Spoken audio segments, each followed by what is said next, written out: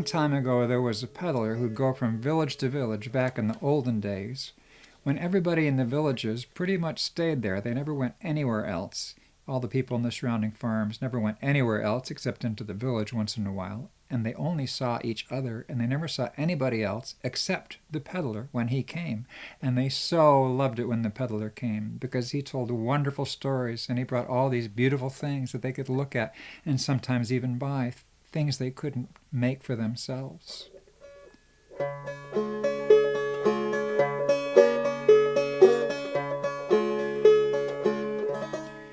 One day the peddler came into a village, and he took off the rug that he always kept with him to put stuff on, and he put the rug down on the grass, and he started taking all of his goods out. And everybody said, "Hello, Mr. Peddler, welcome, Mr. Peddler." And this woman came and said, "Hello, Mr. Peddler, it's so good to see." "Oh, what's that?" she said.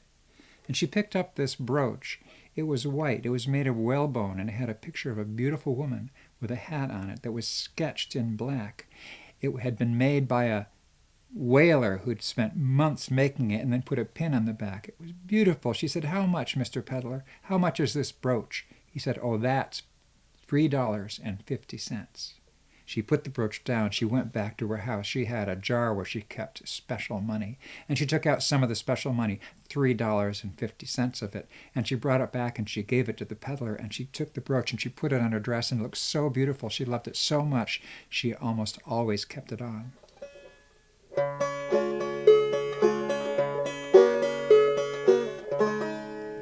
A little while later, a boy came running by. He said, "Hi, Mr. Peddler." "Oh, wow, whoa." He got on his hands and knees. "Look at this," he said. He picked up a toy. It was a little wooden wagon with wheels that really turned. He said, "Oh, my gosh," he said, "Mr. Peddler, how much is this wagon?" "That's 50 cents. And the boy just put the wagon back down and started walking away.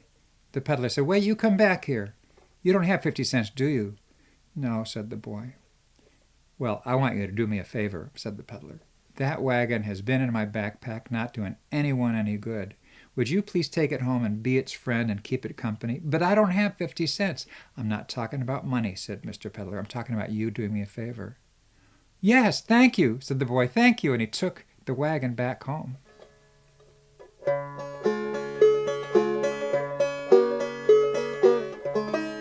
A little while later, there was this girl. Well, she used to be a girl, but now she was a young woman. Well, not quite, sort of halfway between. Anyway, she was running by. "Hey, Mr. Peddler," she said. Oh, she got on her hands and knees. "Oh, look at these ribbons. This is yellow like the sun. This one is blue like the sky. This one is green, the way leaves are when they first come out in spring." "How much are these ribbons, Mr. Peddler?" "Oh, those are 50 cents. She just put them back down and started walking away. The peddler said, "You come back here. You don't have 50 cents, do you?" "No," she said. "Well, listen. Those ribbons that have in my dark backpack, not doing anybody any good, nobody can see them. Would you do me a favor and put them in your hair so everybody can see them and enjoy their beauty?" "But I don't have 50 cents. "I'm not talking about money. I'm talking about you doing me a favor." "Oh, thank you," she said, and she put them in her hair, and they looked so beautiful.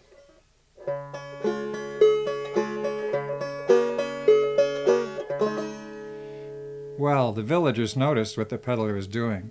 Villagers notice everything.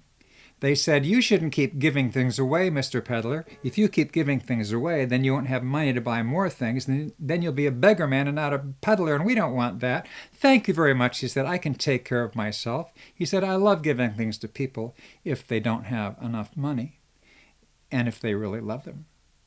But what the peddler actually really loved to do was he loved it when he went back home. He had a little cottage out in the woods, and he'd made a clearing behind it, and he planted a garden, and in the middle of the garden was this cherry tree.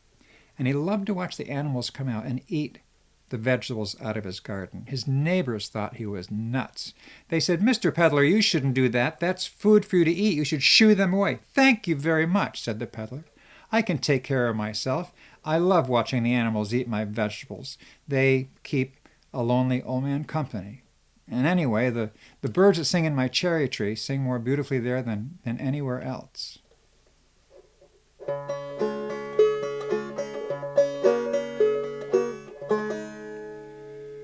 Well, one day, everything said would happen to the peddler happened to the peddler. He got his backpack. He said, "I got to go peddling. Oh, there's nothing left. I must have sold everything." Well, I'll get my purse. So he got his purse. He said, there's no gold in here. There's no money. I must have given things away. The villagers were right. What am I going to do? How am I going to buy more things? How am I going to eat? Oh, I have my garden. And he went out to his garden.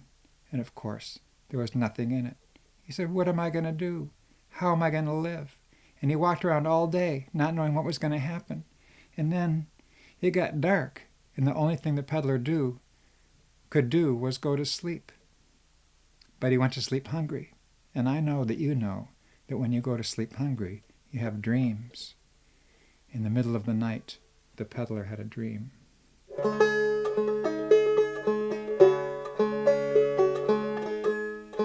The peddler dreamt that an angel came into his room and stood at the foot of his bed. The peddler dreamt that the angel spoke to him, that the angel said, "Go to the village, stand in front of the courthouse for the whole day. You'll see what you'll see, and you'll hear what you'll hear." The next morning, the peddler woke up and he said, "I'm too hungry to go to any courthouse." And he went and scrounged around the garden all day long, got a few bits of broccoli, a few pieces of carrots and cabbage, but not nearly enough to fill his empty stomach. And so that night, once again, when it got dark, the peddler went to sleep hungry. And in the middle of the night, the peddler had a dream. The peddler dreamt that an angel came into his room and stood at the foot of his bed. He dreamt that the angel spoke to him. He dreamt that the angel said, "Go to the village. Stand in front of the courthouse for the whole day. You'll see what you'll see, and you'll hear what you'll hear." Whoa. 2 nights, same dream, thought the peddler. Maybe I should do that. And he tried to get out of bed, but he was too weak. He couldn't even get out of bed. And he just lay there all day long, not knowing what was going to happen next. And then it got dark, and all the peddler could do was go to sleep. But he went to sleep hungry.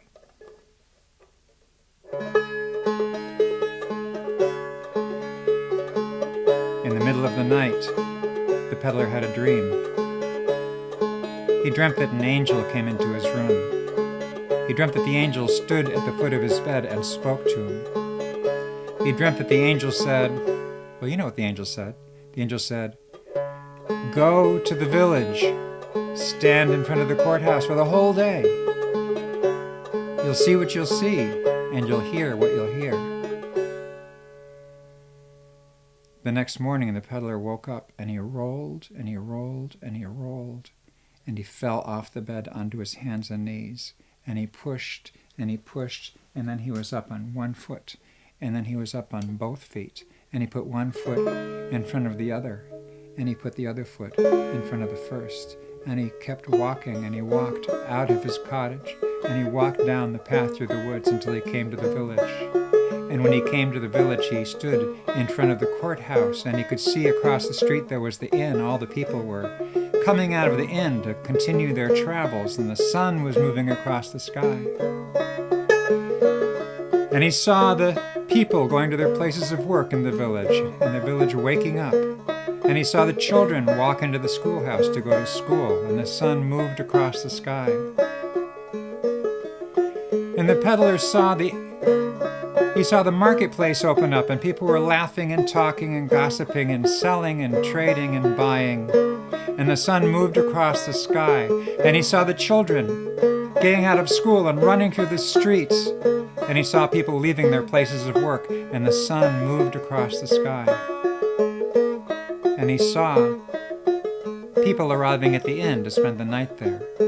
And the sun moved across the sky, and the peddler said to himself, "So I have stood here all day.